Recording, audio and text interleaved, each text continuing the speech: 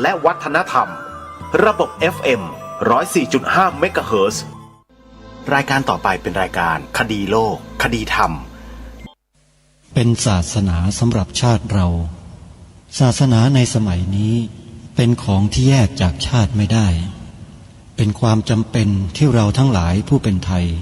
จะต้องมั่นคงอยู่ในศาสนาพระพุทธซึ่งเป็นศาสนาสำหรับชาติเราพระพุทธศาสนาก็ดีหรือศาสนาใดก็ดีที่ตั้งมั่นอยู่ได้ก็ด้วยความมั่นคงของผู้เลื่อมใสตั้งใจที่จะรักษาและข้าพเจ้าพูดทั้งนี้ก็เพื่อชักชวนท่านทั้งหลายอย่างเป็นเพื่อนไทยและเพื่อนพุทธศาสนิกชนด้วยกันทั้งนั้นเพื่อความมั่นคงแห่งพระพุทธศาสนาข้าพเจ้ารู้สึกว่าได้ทำหน้าที่สมควรแก่อุปถัมภ์พระพุทธศาสนาเราจะตั้งใจรักษาศาสนาของเราด้วยชีวิตและถ้าท่านตั้งใจจะช่วยข้าพเจ้าในกิจอันใหญ่นี้แล้วก็จะเป็นที่พอใจข้าพเจ้าเป็นอันมากเพราะฉะนั้นเป็นหน้าที่ของเราทั้งหลายที่จะช่วยกันบำรุงรักษาพระพุทธศาสนาอย่าให้เสื่อมสูญไปการที่จะบำรุงพระพุทธศาสนาเราต้องรู้สึกก่อนว่าหลักของพระพุทธศาสนาคืออะไรเราจะถือว่าเราเป็นไทยด้วยกันหมดเราจะต้องรักษาความเป็นไทยของเราให้ยั่งยืนเราจะต้องรักษาพระพุทธศาสนาให้ถาวรวัฒนาการอย่างที่เป็นมาแล้วหลายชั่วโคตรของเราทั้งหลายพระบรมราโชวาทของพระบาทสมเด็จพระมงกุฎเกล้าเจ้าอยู่หัวรัชกาลที่ 6พระบรมราโชวาทก็ดีพระราชนิพนธ์ก็ดีหรือพระบรมราชโองการของพระมหากษัตริย์ถือเป็นบทบัญญัติแห่งกฎหมายทั้งหมดทั้งสิ้นการบัญญัติให้พระพุทธศาสนาเป็นศาสนาประจำชาติไทยไว้ในรัฐธรรมนูญ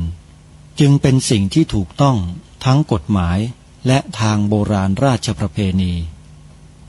การบัญญัติให้พระพุทธศาสนาเป็นศาสนาประจำชาติไทยไว้ในรัฐธรรมนูญย่อมเป็นหลักค้ำประกันให้กับประชาชนคนไทยว่าตนได้ปฏิบัติตามกฎหมายอย่างแท้จริงการบัญญัติให้พระพุทธศาสนาเป็นศาสนาประจำชาติไทยไว้ในรัฐธรรมนูญมิได้เป็นการลิดรอนสิทธิเสรีภาพของผู้ใดแต่เป็นการยืนยันความจริงตามกฎหมายและประวัติศาสตร์ชาติไทยการบัญญัติให้พระพุทธศาสนาเป็นศาสนาประจำชาติไทยไว้ในรัฐธรรมนูญจะทำให้พระพุทธศาสนาได้รับการอุปถัมภ์และคุ้มครองจากรัฐดุจเดียวกันกับที่องค์พระมหากษัตริย์ทรงกระทำมาการบัญญัติให้พระพุทธศาสนาเป็นศาสนาประจำชาติไทยไว้ในรัฐธรรมนูญจะป้องกันพระพุทธศาสนาไม่ให้ถูกลัทธินิกายนอกศาสนากระทำการใดๆได้ด้วยอุบายต่างๆนานาการบัญญัติให้พระพุทธศาสนาเป็นศาสนาประจำชาติไทยไว้ในรัฐธรรมนูญจะทำให้สังคมไทยมีแต่ความสุขร่มเย็นเป็นธรรมทั้งต่อคนศาสนาอื่นและคนสัญชาติอื่นได้อย่างแท้จริงแต่ถ้าไม่บัญญัติให้พระพุทธศาสนาเป็นศาสนาประจำชาติไทยไว้ในรัฐธรรมนูญในอนาคตประเทศไทยจะต้องตกอยู่ในสถานะเดียวกันกับพื้นที่3 จังหวัดชายแดนภาคใต้อย่างแน่นอนพระบรมราโชวาทพระบาทสมเด็จพระเจ้าอยู่หัวในมหาสมาคมณพระที่นั่งอมรินทร์วินิจฉัยในพระบรมมหาราชวังโดยที่พระพุทธศาสนาเป็นศาสนาประจำชาติของเราทั้งตามความศรัทธาเชื่อมั่นของข้าพเจ้าเองก็เห็นเป็นศาสนาที่ดีศาสนาหนึ่งเนื่องในบรรดาสัจธรรมคำสั่งสอนอันชอบด้วยเหตุผลจึงเคยคิดอยู่ว่าถ้าโอกาสอำนวยข้าพเจ้าควรจะได้บวชสักเวลาหนึ่งตามราชประเพณีซึ่งจะเป็นทางสนองพระเดชพระคุณพระราชบูรพการีตามคตินิยมด้วยแต่นับตั้งแต่ข้าพเจ้าได้ครองราชย์สืบสันตติวงศ์ต่อจากสมเด็จพระเชษฐาธิราช ก็ล่วงมากว่า10 ปีแล้วเห็นว่าน่าจะถึงเวลาที่ควรจะทำตามความตั้งใจไว้นั้นแล้วประการหนึ่งอันหนึ่งการที่องค์สมเด็จพระสังฆราชหายประชวรมาได้ในคราวประชวรครั้งหลังนี้ก่อให้เกิดความปีติยินดีแก่ข้าพเจ้ายิ่งนักได้มาคำนึงว่าถ้าในการอุปสมบทของข้าพเจ้าได้มีองค์สมเด็จพระสังฆราชเป็นพระอุปชฌาย์แล้วก็จะเป็นการแสดง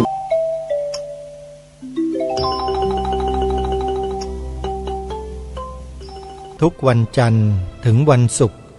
และวันเสาร์อาทิตย์ทางสถานีวิทยุแห่งนี้ท่านสามารถดาวน์โหลดแอปพลิเคชันเพื่อติดตามรับฟังรายการนี้ได้ทุกวันในวันหนึ่งสามารถรับฟังรายการคดีโลกคดีธรรมผ่านแอปพลิเคชันนี้ได้5 เวลาคือ9 นาฬิกาสามารถรับฟังได้ที่สถานีวิทยุวัดหนองกายวัดอารามมงคลวัดศรีอุดมวงศ์เวลา10 นาฬิกาสามารถรับฟังรายการนี้ได้ทางสถานีวิทยุวัดป่าจริยธรรมเวลา11 นาฬิกาสามารถรับฟังรายการนี้ได้ที่สถานีวิทยุวัดฝายหินเวลา13 นาฬิกาสามารถรับฟังรายการนี้ได้ที่สถานีวิทยุวัดบ้านปลาคูนและเวลา1 นาฬิกาสามารถรับฟังได้ที่สถานีวิทยุวัดฝายหินและยังมีสถานีวิทยุที่จังหวัดสุพรรณบุรี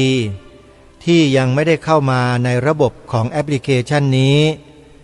ได้ทำการส่งออกอากาศรายการคดีโลกคดีธรรมอยู่ที่จังหวัดสุพรรณบุรีที่สถานีวิทยุวัดสามชุกอำเภอสามชุกจังหวัดสุพรรณบุรีคลื่น FM 100.25 เมกะเฮิรตซ์ออกรายการคดีโลกคดีธรรมเวลา9 นาฬิกาและเวลา20 นาฬิกาออกวันละ2 รอบแอปพลิเคชันที่ท่านจะดาวน์โหลดเพื่อติดตามรับฟังรายการนี้ชื่อว่าวิทยุพุทธศาสนาทั่วไทยวิทยุพุทธศาสนาทั่วไทยนอกจากจะมีสถานีวิทยุที่ได้แจ้งประกาศไปเมื่อสักครู่นี้แล้วยังมีสถานีวิทยุพระพุทธศาสนาแห่งชาติตามภูมิภาคต่างๆที่เข้ามาร่วมกันอยู่ภายในแอปพลิเคชันนี้มากถึง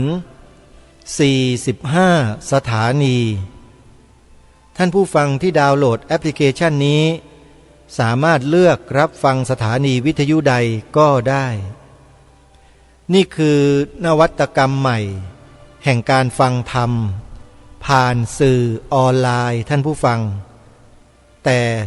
ท่านต้องดาวน์โหลดแอปพลิเคชันที่ชื่อนี้ไว้ก่อนจึงจะสามารถฟังได้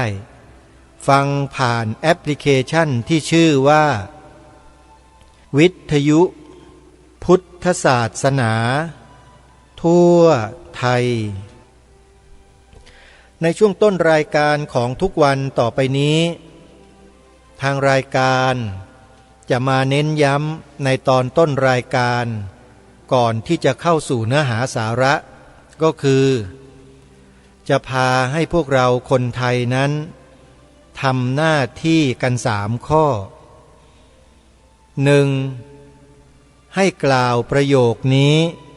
ให้เหมือนกันให้เท่าเทียมกันและประกาศทุกวันว่าพระพุทธศาสนาเป็นศาสนาประจำชาติไทยของเราข้อ 2. ให้ตีความหมายสีขาวในธงชาติไทยให้เหมือนกันทั้งแผ่นดินตามพระราชนิพนธ์ของล้นเกล้ารัชกาลที่ 6แปลความว่าสีขาวในธงชาติไทยหมายถึงพระพุทธศาสนาเท่านั้นข้อที่3ให้ทุกท่านทุกคนขึ้นทะเบียนเขียนใบสมัครปฏิญาณตนเป็นพุทธมามกะตลอดชีวิตตามรอยเบื้องพระยุคลบาทด้วยการดาวน์โหลดใบสมัครในเว็บไซต์ที่ชื่อว่าสภาพุทธบริษัทภาคประชาสังคมจิตอาสานี่คือ3 ข้อที่ทางรายการจะต้องนำมาแนะนำให้พวกเราได้กล่าวได้ตีความหมายได้ขึ้นทะเบียนตามกันนะนี่คือหน้าที่ของเราที่เราทำได้และทำได้โดยทันทีด้วยตัวของเราเองโดยไม่ต้องรอคำสั่งไม่ต้องออกกฎหมายบังคับแต่เป็นการทำด้วยจิตสำนึกขออนุโมทนาสาธุรายการคดีโลกคดีธรรมวันนี้ขอประกาศเชิญชวนสาธุชนร่วมงานวันนัดพบผู้ใฝ่ธรรมในระหว่างวันที่1 ถึง 7 กุมภาพันธ์ศกนี้ที่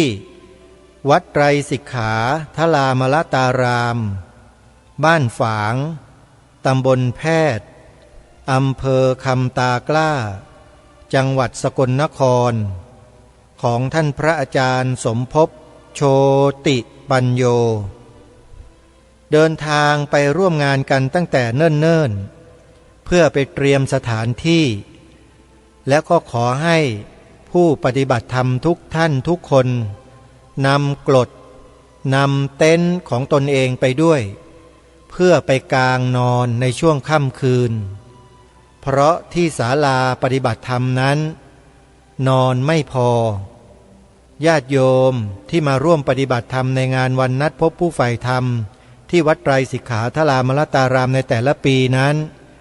มีจำนวนเยอะมากและในปีนี้ก็เชื่อว่าญาติธรรมของเราจะเดินทางไปร่วมปฏิบัติธรรมวันนัดพบผู้ใฝ่ธรรมที่วัดไตรสิกขาทลามลตารามแห่งนี้ไม่น้อยกว่าปีที่ผ่านมาแน่นอนนะเพราะฉะนั้นใครที่จะเดินทางร่วมกันนะจากจังหวัดเลยก็ดีจากจังหวัดกาฬสินธุ์มหาสารคามก็ดีให้ติดต่อไปที่ครูบาอาจารย์ของเรานะที่เป็นผู้นำบุญ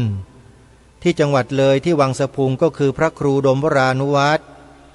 ที่จังหวัดกาฬสินธุ์ก็คือท่านพระครูปริยัติโพธิธรรมวัดอารามมงคลนะพระครูดมวรานุวัตรเนี่ยก็อยู่วัดศรีอุดมวงศ์นะใครสะดวกติดต่อครูบาอาจารย์รูปใดอยู่ใกล้ที่ไหนก็ให้ไปขึ้นรถที่นั่นโยมนะใครที่จะไปก็โทรศัพท์ติดต่อครูบาอาจารย์ได้เลยเวลาเหลือไม่กี่วันแล้วญาติโยมครูบาอาจารย์ที่จังหวัดเลยก็ดีจังหวัดกาฬสินธุ์ก็ดีจะพาคณะญาติโยมไปกราบพระอาจารย์สมภพไปร่วมปฏิบัติเนกขัมมะปฏิบัติธรรมในวันนัดพบผู้ใฝ่ธรรมนั้นในวันที่3 กุมภาพันธ์นะโยมนะครูบาอาจารย์จะพาไปวันที่3แล้วก็อยู่ปฏิบัติธรรมกันจนถึงซอดแจ้งแล้วก็เดินทางกลับในวันที่4 กุมภาพันธ์เราจะไปร่วมปฏิบัติธรรมกัน1 คืนกลับอีกครึ่งวันไม่เต็มวันนะโยมนะใครสนใจจะร่วมเดินทางไปกราบพระอาจารย์สมภพที่คำตากล้าจังหวัดสกลนครนะถ้าใครอยู่ที่จังหวัดเลยให้ติดต่อขอร่วมเดินทางไปด้วยกับพระครูดมวรานุวัตรวัดศรีอุดมวงศ์โทรศัพท์089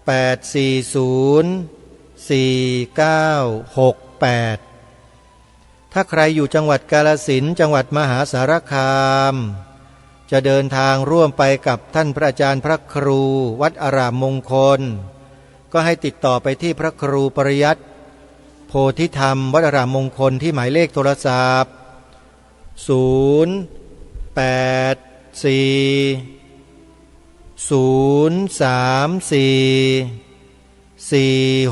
084-034-4606ก็ขออนุโมทนาบุญกับญาติโยมทุกท่านทุกคนสวนป่าสามัคคีธรรมที่อาตมาภาพดำเนินการปลูกป่ามาตั้งแต่ปีพระพุทธศักราช 2562 ในเดือนมิถุนายนนะโยมบัดนี้ก็ครบจำนวน4 ปีแล้วต้นไม้เจริญเติบโตงอกงามดีนะรอดเกือบทุกต้นเลยโยมต้นไม้นั้นหนาแน่นมากนะเพราะว่าญาติโยมช่วยกันปลูกไว้ดีทีนี้ในปีนี้เนี่ยอาตมภาพปรารภก็จะมีการจัดงานปฏิบัติธรรมที่สวนป่าสามัคคีธรรมครั้งแรกในปลายเดือนธันวาคมศกนี้ปลายปีนี้แหละโยมทีนี้ถ้าจะจัดงานเราก็ต้องเตรียมสถานที่ของเราให้พร้อมโดยเฉพาะสถานที่ที่มีความจำเป็นมากที่สุดในโลกก็คือห้องน้ำสวนป่าสามัคคีธรรมยังไม่มีห้องน้ำให้ญาติโยมเลยก็เลยดำริว่าจะเชิญชวนญาติโยมเป็นเจ้าภาพสร้างห้องน้ำให้สวนป่าสามัคคีธรรมกันสักหน่อยนะใครที่จะร่วมบุญสร้างห้องน้ำนะโยมนะอาตมาภาพกำหนดเอาไว้ที่20 ห้องแต่ถ้าได้ปัจจัยไม่ถึงก็สร้างเท่าที่จำนวนปัจจัยได้นั่นแหละโยมสนนราคาค่าก่อสร้างห้องน้ำครั้งนี้ก็ตีไว้ที่ห้องละ 20,000 บาทนะห้องละ 20,000 บาทโยมใครที่จะร่วมบุญเป็นเจ้าภาพห้องน้ำก็ติดต่อมาที่อาตมาภาพได้เลยที่หมายเลขโทรศัพท์094-662-6935หรือจะโอนปัจจัยทำบุญเข้าบัญชีธนาคารโดยตรงก็สามารถร่วมบุญกันได้นะโยมนะตามกำลังความศรัทธาของเราโอนเข้ามาที่ธนาคารไทยพาณิชย์สาขาบางลำพูเลขบัญชี11421949897ธนาคารไทยพาณิชย์สาขาบางลำพู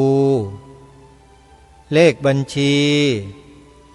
114-114-9897ชื่อบัญชีพระปลัดนรงฤทธิ์ชื่อนี้นะโยมนะก็ร่วมสร้างห้องน้ำกันกับสวนป่าสามัคคีธรรมเดือนเมษายนจะลงมือแล้วโยมเหลืออีกเพียงแค่2 เดือนเท่านั้นเองใครจะร่วมบุญก็ขอเชิญได้วันนี้รายการคดีโลกคดีธรรมเตรียมเนื้อหาไว้ให้ท่านผู้ฟังเพื่อมาแลกเปลี่ยนเรียนรู้ทางความคิดของพวกเราคนไทยกับสถานการณ์ที่เกิดขึ้นและเป็นขึ้นจริงในประเทศชาติบ้านเมืองของเรากันดูว่าเราจะมีความคิดความเห็นในการที่จะเสนอแนะหรือเห็นด้วยหรือไม่อย่างไรกับกรณีที่เกิดขึ้นในบ้านเมืองเรานะฮะเรื่องราวเหตุการณ์อะไรนั้นเดี๋ยวจะอ่านบทความนี้ให้ฟัง บทความที่นำมาอ่านให้ฟังก็อยู่ในเว็บไซต์สุรศรี .com นั่นแหละโยมนะใครที่สนใจก็ไปหาเซิร์ชแล้วเข้าไปอ่านไปดูกันได้วันนี้จะมีหัวข้อที่เจ้าของเว็บไซต์นำมาเสนอก็คือการเปลี่ยนแปลงที่เราไม่รู้สึกแล้วในเว็บไซต์ก็มีภาพการประกอบพิธีทางศาสนาพระสงฆ์นั่งเจริญพระพุทธมนต์อยู่ด้านขวาแล้วคนต่างศาสนานั่งอยู่ทางด้านซ้าย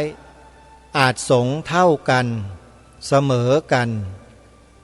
นั่งเหมือนกันนะแต่ทำพิธีต่างกันภาพนี้เชื่อว่าหลายๆท่านเดาออกว่าคือภาพอะไรหน่วยราชการจัดกิจกรรมประจำปีของหน่วยงานนั่นแหละอาตมาไม่อยากจะบอกว่าหน่วยไหนหรอกนะของหน่วยงานราชการนั่นแหละแล้วนิมนต์พระสงฆ์ไปทำศาสนพิธี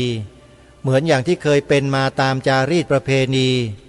โดยไม่มีคนลัทธิอื่นศาสนาอื่นเข้ามาเกี่ยวข้องกับศาสนพิธีใดๆในส่วนราชการเลยแต่เดี๋ยวนี้มีคนต่างศาสนาที่ไม่ใช่นักบวชมานั่งสวดเหมือนกับพระสงฆ์คู่กับพระสงฆ์เลยโยมภาพนี้เจ้าของเว็บไซต์สุรศรี .com เนี่ยเขานำมาโพสต์ไว้ให้เห็นแล้วเขาก็เขียนเอาไว้ว่าจัดพิธีศาสนาพุทธแล้วก็จุดพร้อมกันสถานที่เดียวกันจัดอาสนะของสงฆ์ให้ต่างศาสนาใช้ด้วยกันอย่าเรียกว่าสร้างสรรค์นี่คือการทำลายอันนี้เจ้าของเว็บไซต์ท่านเขียนไว้นะเขียนไว้อย่างนี้ถ้าใครอยากจะอ่านรายละเอียดมากกว่านี้อยากเห็นชัดๆก็ไปเปิดดูในเว็บไซต์กันเองนะโยมเว็บไซต์นี้ก็เขียนบทความต่อมาด้านล่างของภาพว่าเพราะเรามีความศรัทธาในพระพุทธศาสนาถึงจะไม่มีการเรียนรู้อย่างลึกซึ้งแต่รับรู้และซึมลึกในจิตสำนึกจิตวิญญาณมีความเป็นพุทธอยู่ในระดับหนึ่งที่บ่งบอกอัตลักษณ์ชาวพุทธได้โดยพฤติกรรมแต่ไม่มีใครสังเกตว่าสังคมที่เหลวแหลกสังคมที่ไม่มีการชำระล้างได้ดึงจิตสำนึกด้านศีลธรรมตกต่ำไปด้วยถ้าจะกล่าวถึงปรากฏการณ์ทุกวันนี้นั่นคือความขัดแย้งทางอารยธรรมแต่ที่แปลกก็คือว่าเรื่องนี้เกิดขึ้นในประเทศไทยได้อย่างไรเราก็รู้อยู่เหตุการณ์ในภาพต้องมีคนต้นคิดคนสั่งการและคนปฏิบัติการคิดร่วมกัน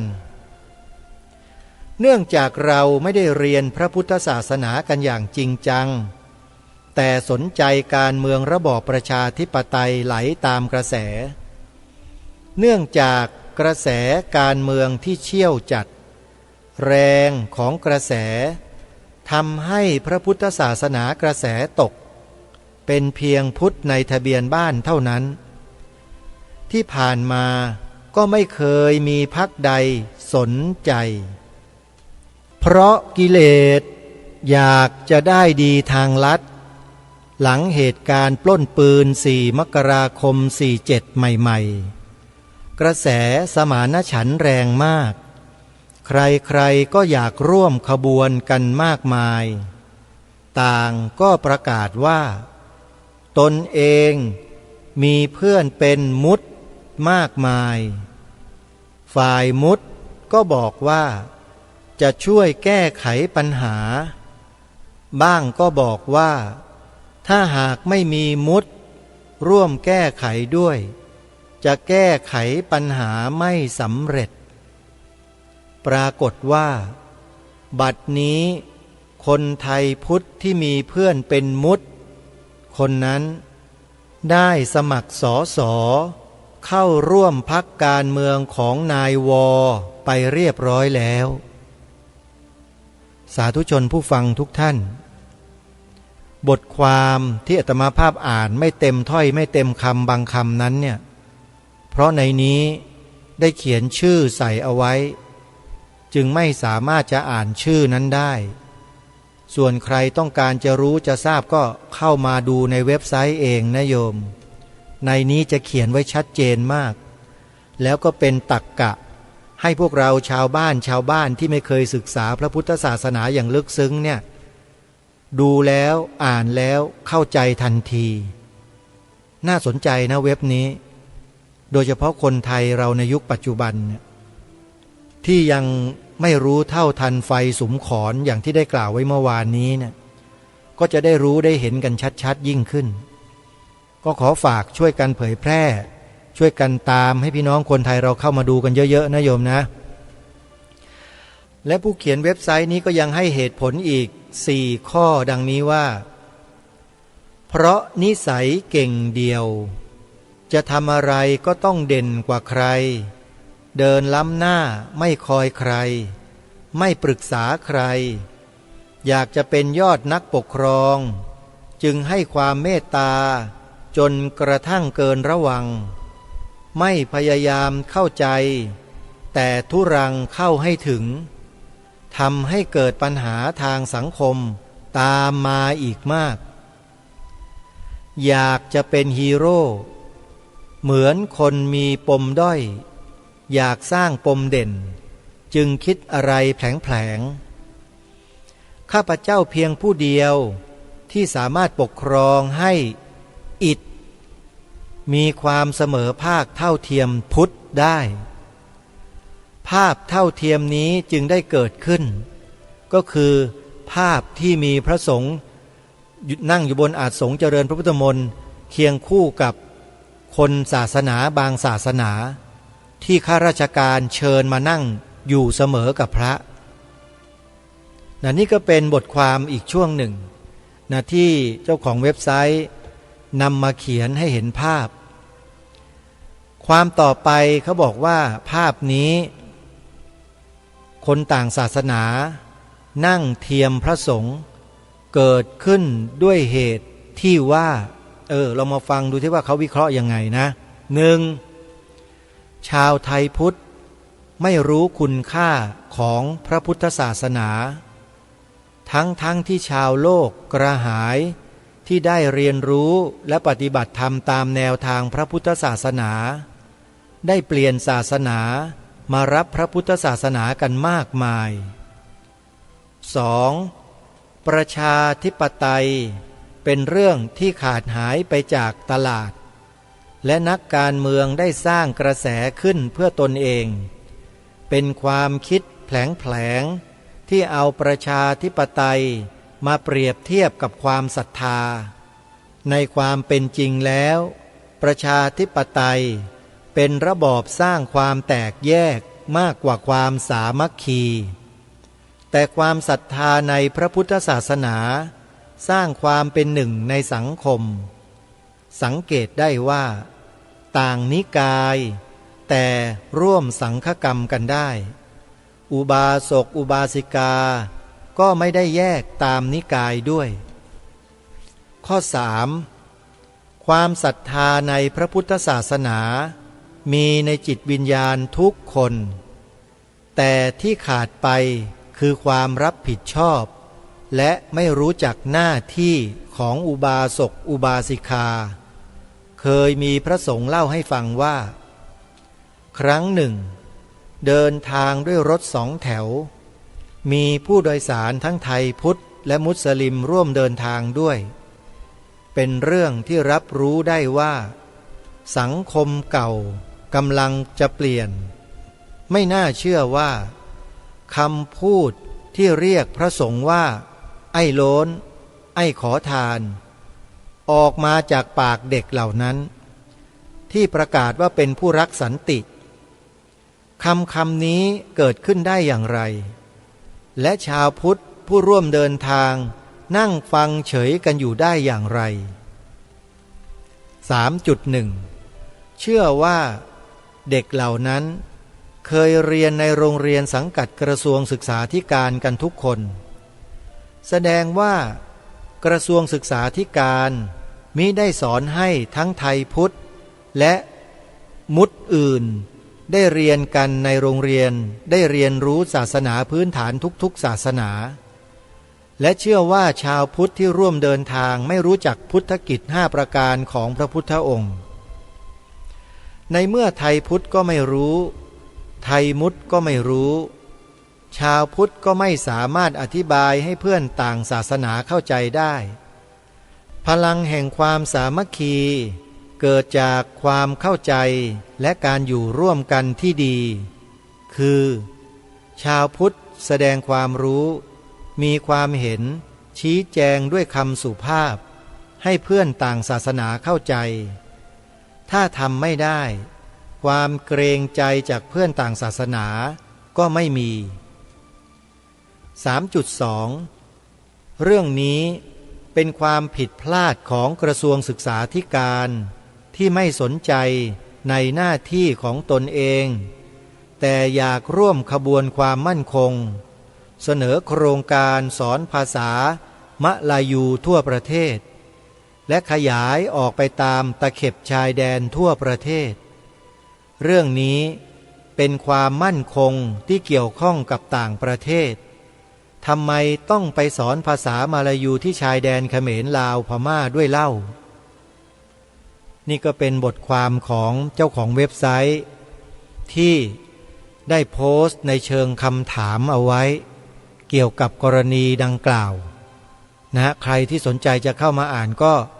ขอเชิญเข้ามาอ่านกันได้นะโยมนะมีรายละเอียดและข้อมูลมากกว่านี้เยอะเลยนะอยากจะให้พวกเราได้เข้ามาศึกษาเรียนรู้มาดูกันทีนี้มาถึงช่วงที่เหลือของรายการไม่กี่นาทีนี้ก็จะขอชี้แจงทำความเข้าใจกับญาติโยมว่าที่นำบทความเว็บไซต์สุรศรี .com มาอ่านให้พวกเราได้ฟังพอหอมปากหอมคอไม่ได้หยิบยกมาทั้งหมดเนี่ยก็เพียงอยากจะบอกกับพวกเราท่านทั้งหลายว่าประเทศไทยเราเนี่ยมีคนเอาไฟไปสุมขอนสุมจากข้างในแล้วให้ไหม้ออกมาข้างนอกประเทศไทยเรากำลังมีสภาวะเดียวกันกับไฟสุมขอนฉันนั้นเลยไฟสุมขอนนั้นคืออะไรท่านต้องมาศึกษาเรียนรู้มาดูในเว็บไซต์ที่ชื่อว่า www.surasiha.com www.surasiha.com นะซึ่งมีรายละเอียดและข้อมูลเชิงลึกให้พวกเราได้ศึกษากันอย่างไม่น่าเชื่อแล้วก็เชื่อว่าผู้ที่มีความรู้มีการศึกษามีสติปัญญาอ่านบทความของเจ้าของเว็บไซต์นี้แล้วเนี่ยท่านจะมองเห็นอะไรมากกว่าที่เป็นอยู่เยอะมากอันนี้ขอยืนยันเลยนะขอยืนยันว่าท่านต้องเห็นแน่นอนเห็นเหมือนอย่างที่ท่านไม่เคยเห็นมาก่อนทราบอย่างที่ท่านไม่เคยทราบมาก่อนรู้มากกว่าสิ่งที่ท่านเคยรู้มาก่อนเพราะสิ่งนี้มันเกิดขึ้นจริงมีหลักฐานมีตัวบุคคลมีพยานมีอะไรเป็นเครื่องยืนยันเยอะไปหมดเลยมันเกิดกับบ้านเมืองของเราประเทศไทยของเราภายใต้คำเดียวประโยคสั้นๆว่าอัตลักษณ์มีคนคิดจะเปลี่ยนแปลงประเทศไทยท่านเชื่อไหมรายการคดีโลกคดีธรรมพูดเรื่องนี้มานานมากมีคนคิดจะเปลี่ยนแปลงประเทศไทยของเรามีคนถามว่าเปลี่ยนแปลงอะไรเปลี่ยนแปลงความเป็นเนื้อแท้ของประเทศไทยให้กลายเป็นเนื้อเน่าแล้วก็สวมเอาเนื้อปลอมมาใส่ประเทศไทยเราถ้าจะอุปมาเหมือนกับสิงโตหรือช้างเนี่ยก็คือสิ่งมีชีวิตที่มีเลือดมีเนื้ออุดมสมบูรณ์มีชีวิตจิตวิญญาณที่เมื่อใครในโลกนี้ ได้มาเยี่ยมมาชมมาเที่ยวมาหามาคบค้าคนต่างประเทศทั้งหลายทั้งปวงก็จะมีความรู้สึกอบอุ่นใจที่ได้มาสัมผัสกับความเป็นช้างเป็นและมีอัธยาศัยไมตรีที่ดีมากแต่ปรากฏว่าวันหนึ่งเวลาหนึ่งช่วงหนึ่งมีคนหนึ่งหรือกลุ่มหนึ่งเห็นว่าถ้าขืนปล่อยช้างให้เป็นมีท่าทีแบบนี้และอยู่ในกระบวนท่าที่เป็นเช่นนี้ต่อไปเนี่ยเห็นทีพวกเขาเหล่านั้นคงจะไม่ได้ลืมตาอ้าปากขึ้นมากับเขาเลยก็เลยหาวิธีที่จะทำลายช้างตัวนั้นแล้วก็สร้างช้างปลอมช้างเทียมขึ้นมาแล้วก็ไปหลอกชาวต่างประเทศว่าที่นี่คือช้างนะประเทศช้างนะช้างอย่างนั้นอย่างนี้นะเนี่ยอ้วนพีตัวสวยเชียวปรากฏว่าชาวต่างประเทศได้มาสัมผัสช้างตัวนั้นปรากฏว่ามันไม่เหมือนกับช้างตัวแรกนะโยมมันคนละเรื่องกันเลยฮะแข็งทื่อทำท่าทางไม่สนอกสนใจใครแล้วมันจะไปสนใจใครล่ะช้างปลอมที่กำลังกล่าวกับทุกท่านผู้ฟังเมื่อสักครู่ว่ามีคนพยายามจะสร้างอัตลักษณ์ของประเทศไทยขึ้นมาใหม่แล้วก็ลบล้างอัตลักษณ์ดั้งเดิมของประเทศของเราท่านเชื่อไหมท่านเชื่อไหมว่ามันมีคนจะทำเช่นนั้นจริงๆแล้วทำแล้วด้วยอยากรู้ไหมล่ะว่าคืออะไรเข้ามาศึกษาในเว็บไซต์สุรศรีหะ .com แล้วท่านจะรู้เองและอาตมาภาพเองเนี่ยก็ได้ข้อมูลจากเว็บไซต์นี้เข้ามาเก็บรวบรวมเอาไว้เยอะมากเป็นข้อมูลที่ไม่สามารถอ่านออกอากาศได้บอกได้แค่นี้แหละญาติโยมไม่จำเป็นจะต้องทราบทั้งหมดเพียงแค่รายการคดีโลกคดีธรรมทำการศึกษาวิเคราะห์วิจัยด้วยตนเองประมวลสิ่งต่างๆเหตุผลเหตุปัจจัยรอบด้านบริบทของสังคมศาสนาการเมืองหรืออะไรก็แล้วแต่ที่มีกล่าวไว้ในหนังสือที่เขียนเกี่ยวกับเรื่องอัตลักษณ์เนี่ยอาตมาภาพก็สรุปมาให้กับทุกท่านเนี่ยได้ร่วมด้วยช่วยกันได้แล้วก็สรุปไปแล้วด้วยสรุปชัดเจนเลยว่าให้พวกเราคนไทยลูกหลานไทยช่วยกันทำหน้าที่3 ข้อตามที่ได้กล่าวไว้ตอนต้นรายการถ้าใครจะฟังอีกครั้งหนึ่งก็เปิดใน YouTube แล้วเปิดฟังย้อนหลังได้เลยโยมรายการของวันนี้แหละวันอาทิตย์ที่28 มกราคมพระพุทธศักราช 2567 นี่แหละโยมเข้าไปในช่อง YouTube ช่องวัดฝายหินนะโยมเข้าไปในช่องวัดฝายหินแล้วโยมก็แตะดูที่ถ่ายทอดสดนะถ่ายทอดสดแล้วก็เอาเมาส์เนี่ยแตะไปที่บาร์ที่ชื่อนี้แล้วคลิปวิดีโอถ่ายทอดสดไลฟ์สดในแต่ละวันก็จะขึ้นมาแล้วโยมก็เลื่อนหาดูรายการคดีโลกคดีธรรมแล้วก็ฟังซ้ำในสิ่งที่อาตมาภาพพูดไปฟังหลายๆรอบแล้วทุกท่านจะเข้าใจและมองเห็นภาพชัดเจนเพราะฉะนั้นขอย้ำและบอกกับทุกท่านผู้ฟังทุกท่านว่าประเทศไทยเรามีคนกำลังที่จะเปลี่ยนประเทศโดยการนำเสนออัตลักษณ์ใหม่ให้กับประเทศไทยออกสื่อออกหนังสือพิมพ์ออกข่าวรัฐบาลออกอะไรต่ออะไรเยอะแยะไปหมดสร้างอัตลักษณ์ใหม่ขึ้นมาให้ชาวโลกเห็นว่านี่อัตลักษณ์ของประเทศไทยนะนี่เป็นอย่างนี้อย่างนี้อะไรอย่างเนี้ยโยมต้องมาดูในเว็บไซต์สุรศรี .com เองนะแล้วจะเห็นภาพพร้อมด้วยคำอธิบายทั้งหลายทั้งปวงเหล่านี้นะไม่ใช่ว่ามาต่อว่าแต่รายการนี้ว่าพูดอะไรมาดูซะก่อนว่าสิ่งที่มันเกิดขึ้นเป็นไฟสุมขอนประเทศไทยเรามีจริงหรือเปล่าโยมมาดูกันนะเอาละท่านสาธุชนเวลาของรายการหมด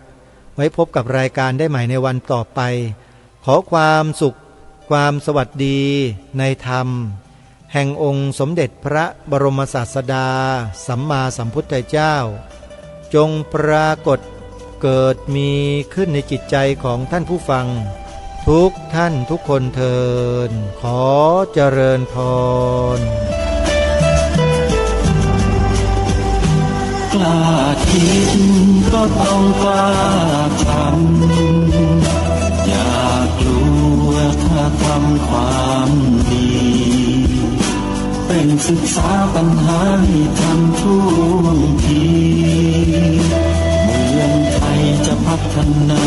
กว่านี้รายการดีคดีโลกคดีธรรมขอ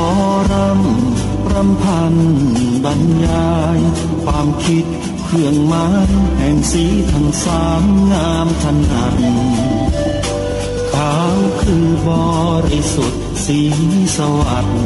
หมายพระไตรรัตน์และธรรมะคุ้มจิตไทยแดงคือโลหิตเราใสซึ่งยอมสละได้เพื่อรักษาชาติศาสนาน้ำเงินคือสีโสภาอันจอมประชาพระโปรดเป็นของส่วนองค์จัดริ้วเข้าเป็นไตรรงค์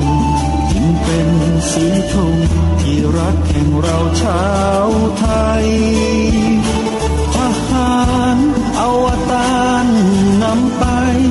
ยงยุทธวิชัยวิชิตก็ชูเกียรติสยามประเทศไทยที่เจริญมั่นคงมาได้จนถึงทุกวันนี้มิได้เกิดขึ้นจากความหวาดกลัวอย่างคลาดเขลาแต่บรรพบุรุษไทยของเราทุกยุคทุกสมัย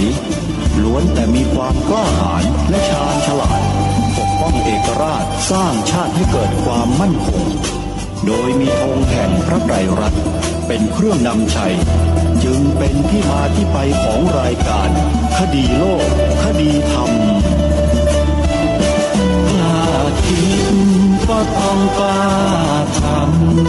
ำอย่ากลัวถ้าทำความดีเป็นศึกษาปัญหาให้ทันท่วงทีเมืองไทยจะพัฒนากว่านี้รายการดีคดีโลกคดีธรรมรายการดีคดีโลกคดีธรรม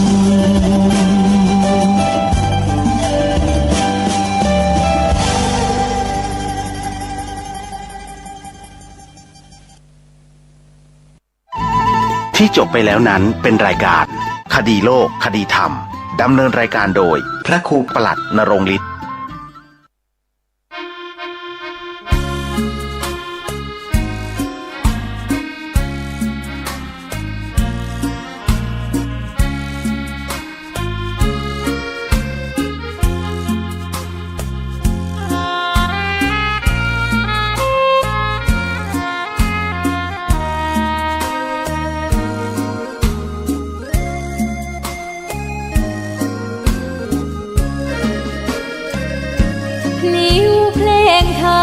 ถูกถ้อยคำเข้าถึงจิตใจ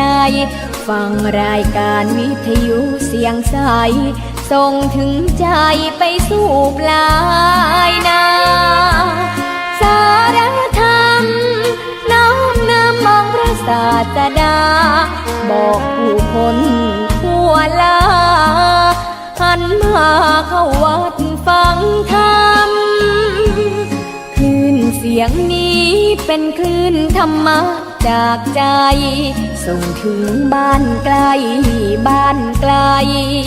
ฟังได้สุขใจล้ำยามดึกดื่นค่ำคืนมีงานต้องทำเป็นคลื่นสารธรรมเน้นย้ำธรรมะเพื่อนใจ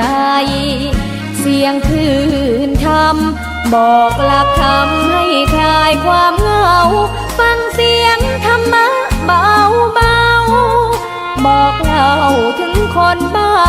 นไกลสื่อธรรมะบอกลดละละวางด้วยใจสื่อไปถึงสวงในเข้าใจหลักธรรมหลักดี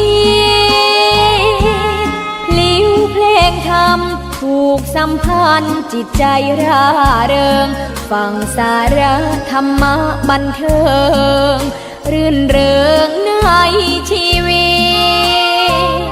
ตยามวันว่างเดินทางไปเยี่ยมสถานีนัดพบกันน้องพี่วันนี้วันดี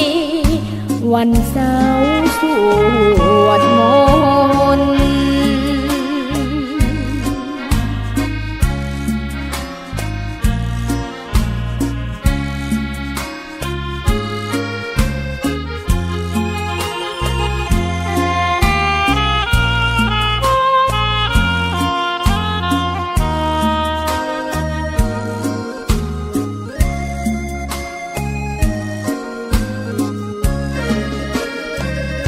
เสียงคลื่นธรรมบอกหลักธรรมให้คลายความเหงาฟังเสียงธรรมะเบาเบาบอกเล่าถึงคนบ้านไกลสื่อธรรมะบอกลดละละวางด้วยใจสื่อไปถึงสวงในเข้าใจหลักธรรมหลักดีพลิ้วเพลงธรรมถูกสัมพันธ์จิตใจร่าเริงฟังสาระธรรมะบันเทิงรื่นเริงในชีวิตยามวันว่างเดินทางไปเยี่ยมสถานีนัดพบกันน้องพี่วันนี้วันดีวันเสาร์ส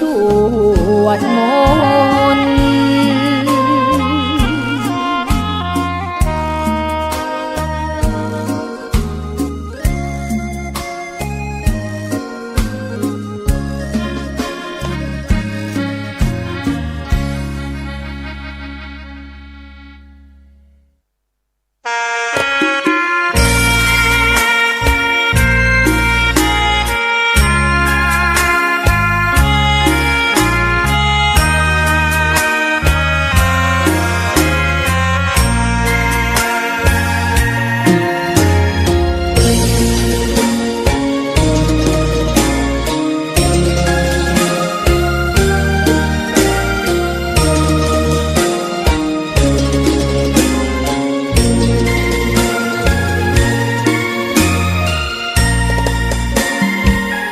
ดอกบัวดอกหนึ่ง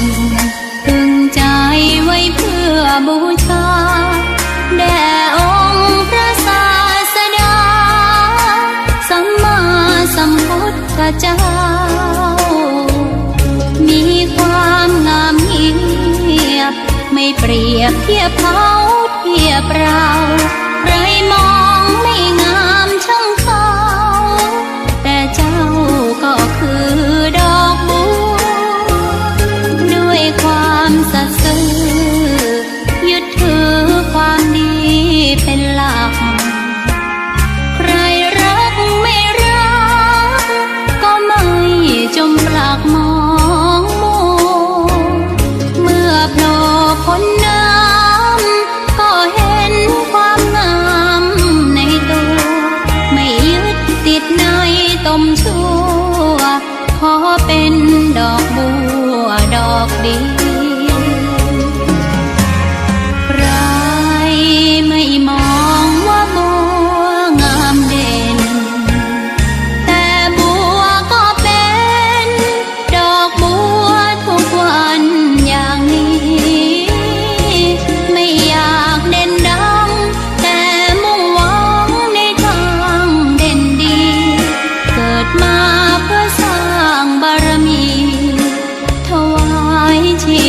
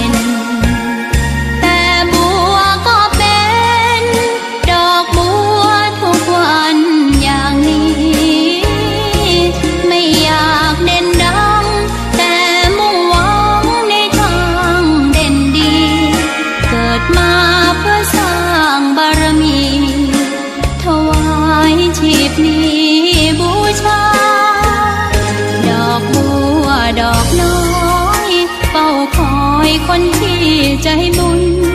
มาโอบเอื้อเกื้อกูลรู้ค่าของบุญเก็บบัวขึ้นมา